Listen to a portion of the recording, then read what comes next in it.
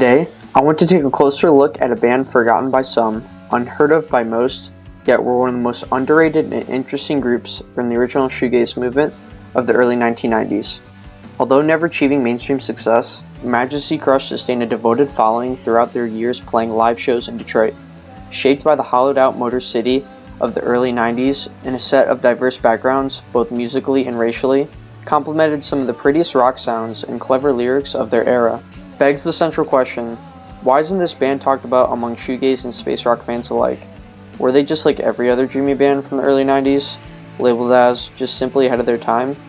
Or is there something deeper, perhaps inner wounds and unfortunate circumstances as the reason for their way too early demise? Let's try to answer this inquiry by looking at the background of the band, their body of work, and the events that led to their eventual breakup.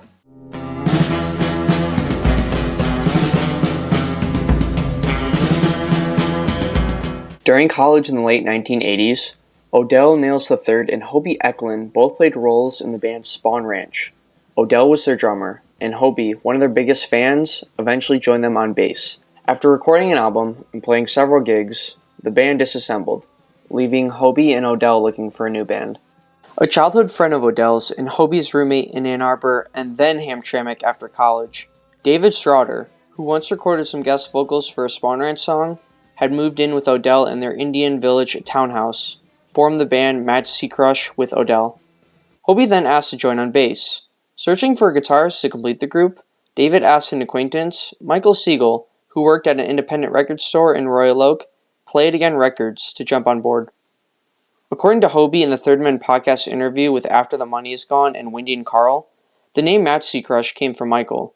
Hobey recalls, said, quote, "He had come up with the name Majesty Crush, so it's kind of like you have a giant crush on somebody, but it's also like your expectations are being put down and you're being brought down to scale."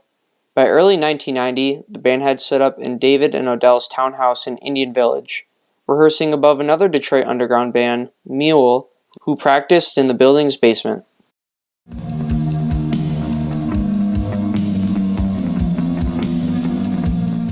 Inspired by bands like A.R. Kane, The Verve, and Loop, and the more noisy experimental UK groups, while still incorporating hip-hop and Motown influences, Majesty Crush debuted in 1991 with the 7-inch single Sunny Pie with Chicholina on the B-side.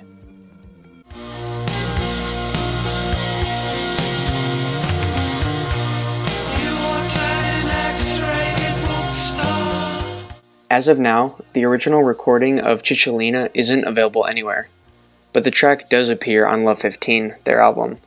Each cover of the single featured individually handmade art of abstract colors, making each sleeve unique. With just 2 tracks under their name, it was enough to get the eyes and ears of critics, receiving positive reviews. One review in the alternative press magazine, writer Pal No Man, said, quote, "Detroit's Majesty Crush make you feel like being underwater and able to breathe."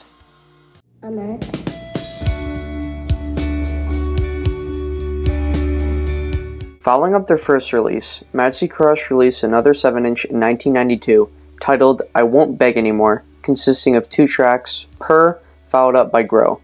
Both cuts sound more indie rock, as they hadn't developed their signature shoegaze sound.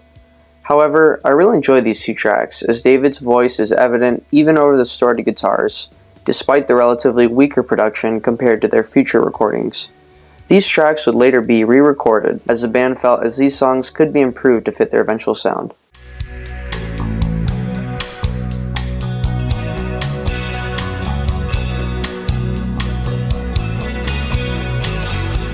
Their first EP, titled Fan, also released in 1992 on cassette and CD, consists of 5 songs.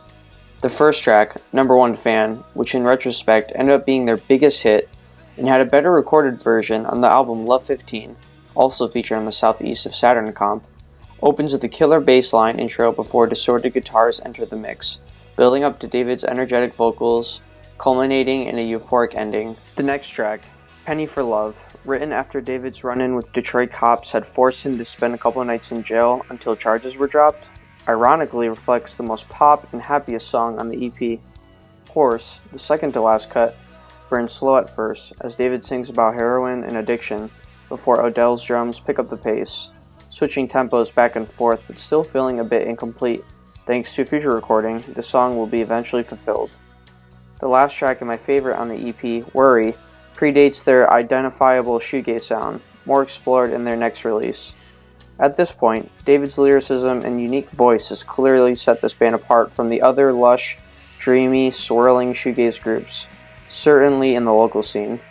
His voice stands out strikingly on each track, as he probes obsessive fantasies over women and troubled relationships, often staring into the audience's eyes, always moving back and forth, commanding as the dramatic frontman.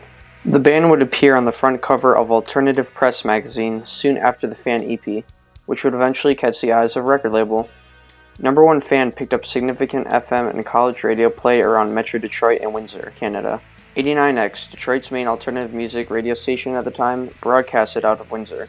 Gaining a growing local audience from radio play, and gaining fan interest by opening up for bands like Curve, Mazzy Star, His Name Is Alive, The Laughing Hyenas, and Chapter House, even leaving one critic praising the band after their gig with Chapter House as, quote, the more talented of the two bands, led the band to establish its name in the local rock scene.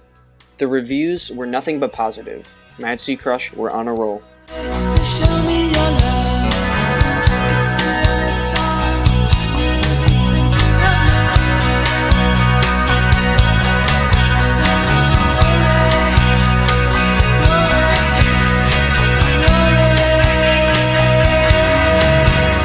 In my interview with Hobey, he recalls why Majesty Crush played gigs with a lot of the UK groups at the time. Different sounding. So every band that came to town, like these are names like Jesus Jones, Chapter House, The Soup Dragons, all these one-hit wonders that were coming from England, we would be the band that was chosen to open up for them because we didn't sound like every other band in Detroit. And yet we had pop songs.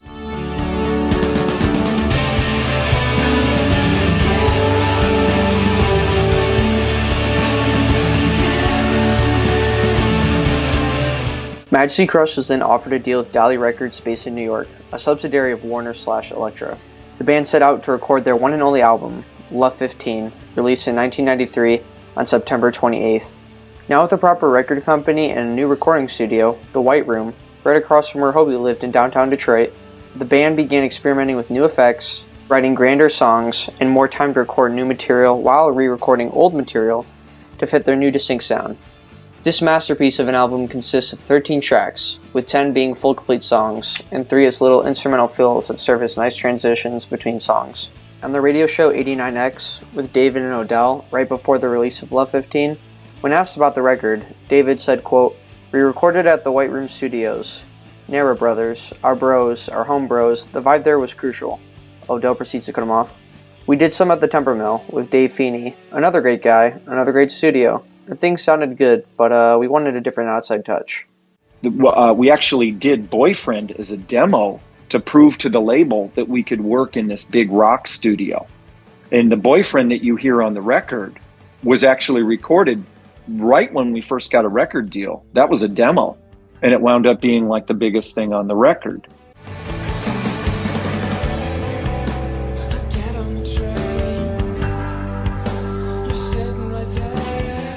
The opening track, Boyfriend, is a sugar rush of shoegaze, the perfect mix of rushing guitars, audible lyrics, guitar-like bass lines, and melodic drumming.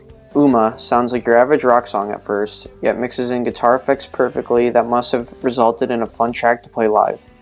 Brand is another highlight off the album, as it is very much David's song, as he sings about his favorite brands of alcohol. Celis, the track that tricks you into thinking it ends until it transitions to building up the climax, resulting in some of the prettiest vocal and instrumental harmonies on the record. Chicholina is a fun summer-like jam. That's where songs like Feigned Sleep became epic and huge.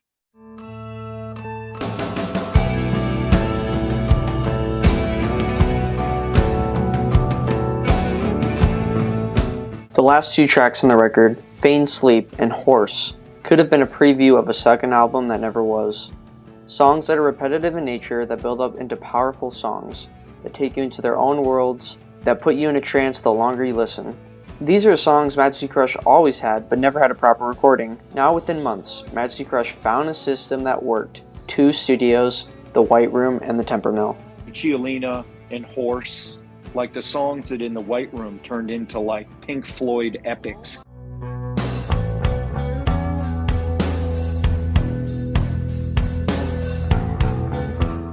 In the same interview on the radio show 89X with David and Odell, Odell expressed the band's intentions for the album, said, quote, "Our whole vibe with this record is this street level thing. We're really going to concentrate on hitting college radio and doing a lot of different shows in a lot of different places just to get the street vibe going, to, waste a lot of big bucks on trying to do this whole glitzy thing. That's not us. We want to really play some shows. We want to get the core fans in cities and build a little fan base going, and that's the plan." End quote. After the record was released in 1993, a tour was set, a record release party had taken place, and already tracks on the album like Boyfriend and Number One Fan got picked up by WCBR outside Chicago and college radio in the United States. All seemed to be leading up to an earned breakthrough as the next big band, the group that broke stereotypes, transcended genres, and feared no one. The future truly seemed bright for Majesty Crush. And then we went back to Dave Feeney at the Temper Mill to do other songs that we felt we wanted to just record live and that maybe didn't need all this extra instrumentation and production. So that's how Love 15 came around.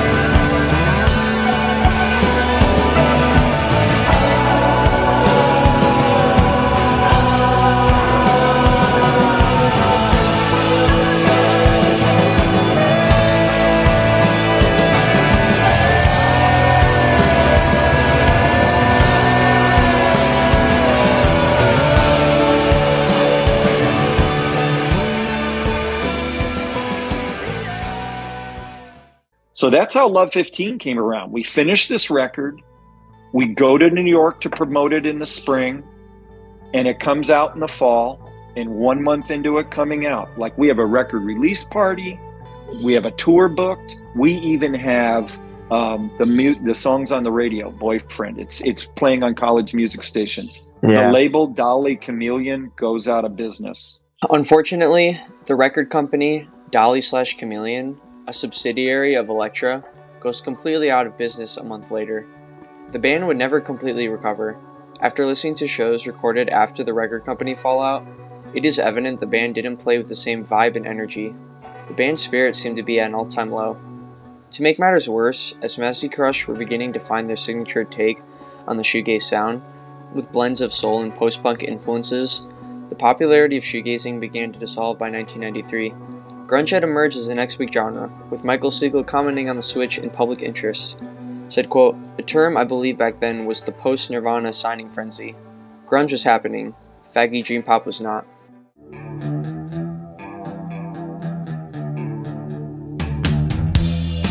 As Britpop began surfacing by 1993, and Majesty Crush being established as a band with a dreamy sound, like the previous dreamy bands from the UK, evident from their lone album, further contributed to why they weren't signed to a major label again. However, they truly didn't fit into one genre, yet labeled as shoegaze, perhaps hurt them in the long run. As grunge and Britpop grew big while shoegaze and dream pop dissolved, Majesty Crush were trying to get re-signed at the worst time possible.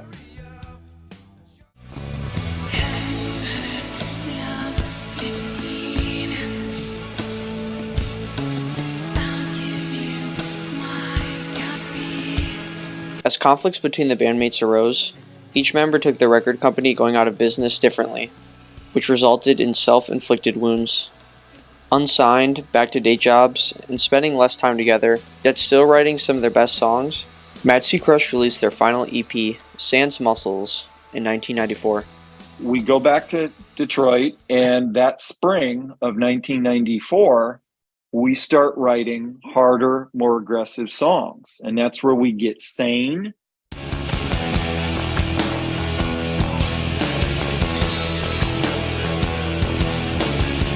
This 5-track EP revealed the band had moved away from their signature shoegaze sound into harder, edgier rock songs. This change in direction probably was a result of frustration and lack of funding to support the expensive equipment that they once had to experiment with guitar effects and rock studio soundscapes.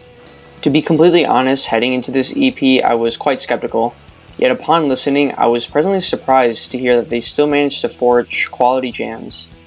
The opening track, Space Between Your Moles, is the closest to a shoegaze sound on the EP, probably something that would have appeared on a second album if they continued in that direction. Sane, the second song, is my favorite track on the EP, which doesn't wait for an intro as heavy bass and drums enter the mix. Nothing like what they had done previously, yet David's voice still manages to sing beautifully, preserving his distinct style. Best Tower of Blessings is just a re-recorded Uma, but with a lower quality recording.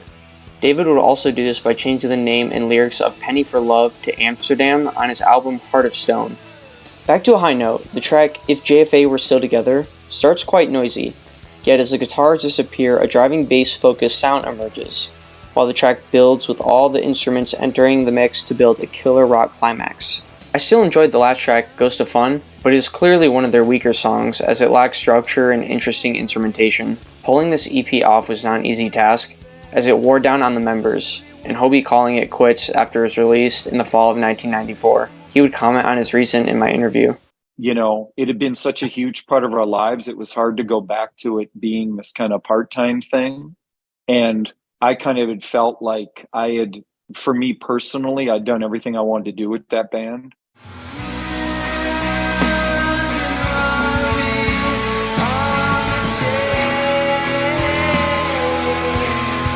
Now with Craig Thornton on bass, and the group still trying to get re-signed, the band wrote many new songs that never got a proper recording.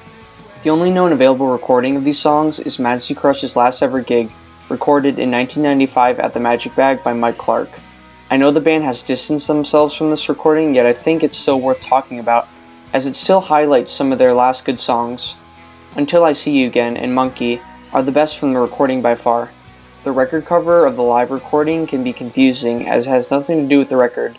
In fact, it's actually a flyer of David's post-Majesty Crush band, P.S. I Love You, playing a year later in 1996 with Hobey on drums, ironically. David evidently thought if he could sell a Majesty Crush record with his band name on it, it could be used as promotion.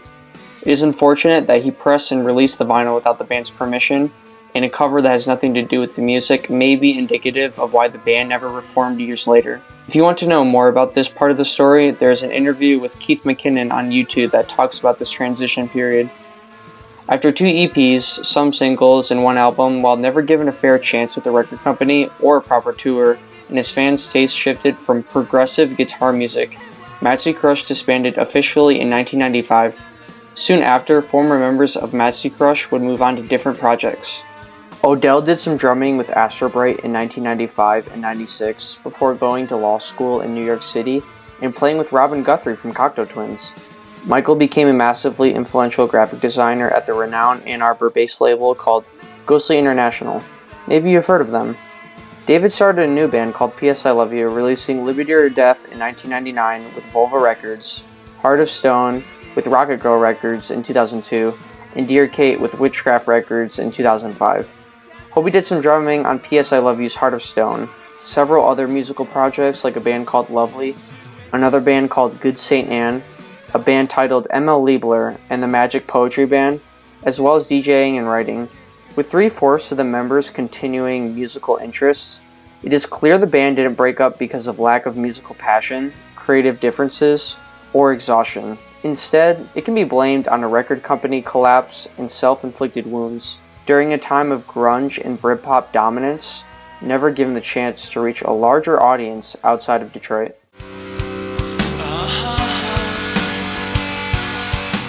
In 2009, Full Effects Records released the Best of album I Love You in Other Cities, the Best of Majesty Crush 1990 through 1995. Coming out of the blue, it seems the band only approved of its release but not having much to do with it, as it sounds like a project made by some of their fans. OC Weekly's Dave Siegel remarked that the album, quote, offers 14 reasons why we should still care about this footnote in shoegaze rock history. Another review stated by AllMusic's Heather Ferris said, quote, A good retrospective of a band that just may have been in the wrong place at the wrong time. Laura Witkowski of Metro Times said the album, quote, feels like the work of a superfan, one keen to share his excitement for a band deserving of more attention than it received. The band never had any intentions of reforming, but I bet it led to some fans to speculate. By now, Hobey was in California raising a family and DJing and writing part-time.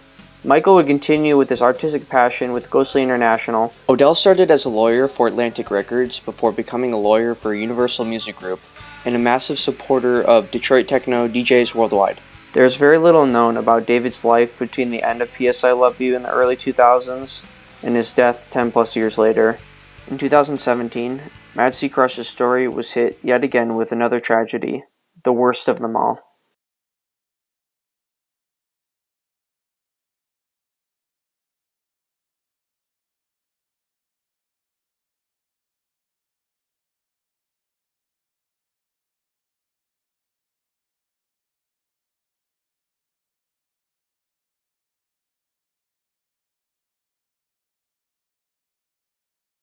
After the tragic news, Hobey Echlin wrote a beautiful piece on his life that I highly recommend you read.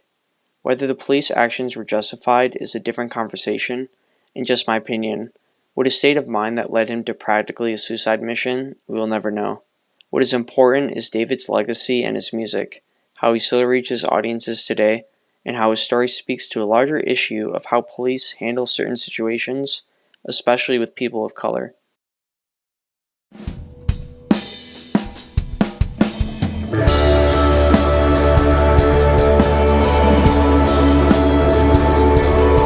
Even though several original UK shoegaze pioneers had short periods of success, their new work has reached larger audiences, indicative of a revival of interest in dreamy guitar music.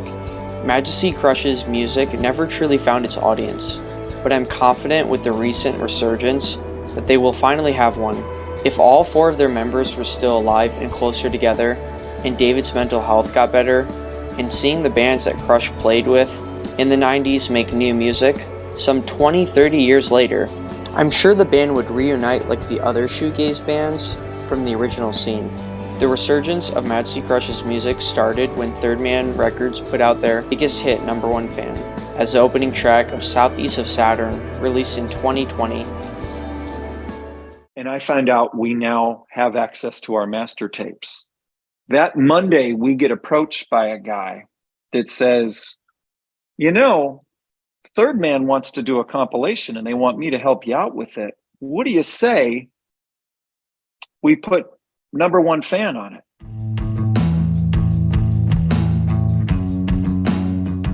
The compilation highlights the underground space rock scene in Detroit and around the area during the 90s, with Majesty Crush leading the way. It is interesting Detroit had a space rock scene during the UK scene, yet nothing got big, the closest chance being Majesty Crush, of course. I was delighted to hear that Majesty Crush is now re-releasing their music on Spotify and Apple Music, as well as a vinyl reissue. All their music, EPs, singles, and Love 15, their album, is getting re-released through the Numero Group from Chicago. I'm so excited to see what's in store for Majesty Crush, as the future truly seems bright. And that's the thing. Majesty Crush is one of those bands, like the people who like it really, really like it. You know what I mean? And now we get a chance to put it out properly for people that are really interested in the music, and they're really going to be able to hear about it. But hey, you know, there's this group out of Detroit. They were, how do I put it? They were like a pop shoegaze band that had a very charismatic singer who passed away tragically. They had a record that came out and then promptly disappeared. This is the perfect story for a perfect reissue.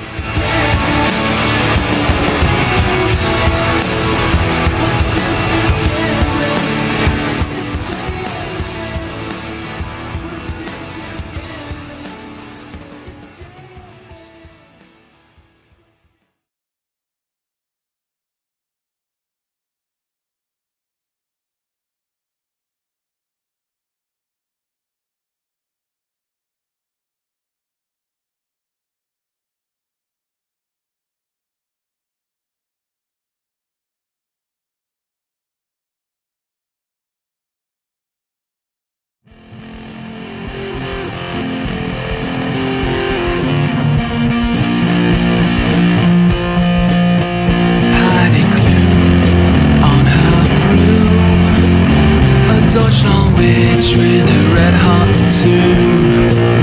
Oh, I can smell her sweet perfume. For miles and miles and miles, Hobey Echlin on your broom. Sing me a tune with your $10 million bikini on.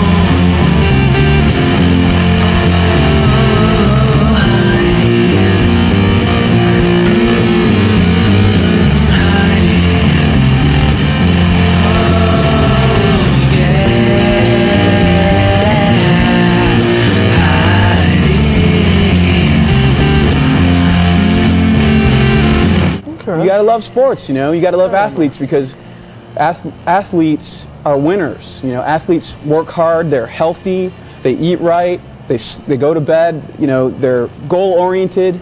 Athletes are great examples in anything you do in life. So I think athletes are definitely inspire me to do, you know, whatever it is I do, and that's why I try to at least play tennis or basketball or ride my bike or do whatever. But you know, that's what I'm interested in is you know, playing some basketball, whatever, being in shape, you know, and you know, just being in shape. For hundreds of miles and miles high, I can see a secondhand smoke on the first class flight.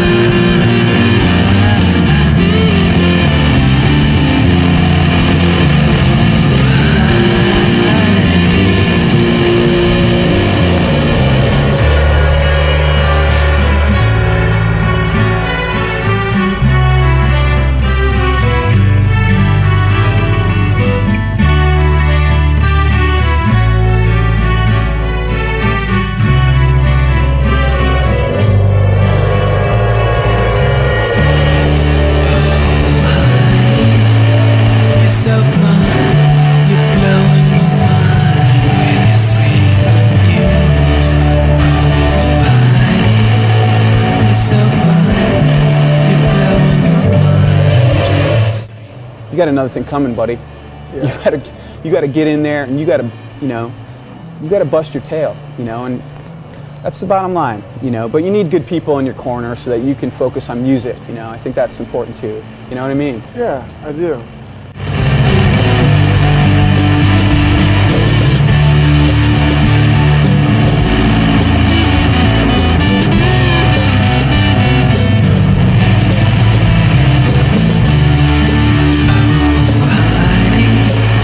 So fine, you're blowing my mind with this sweet perfume.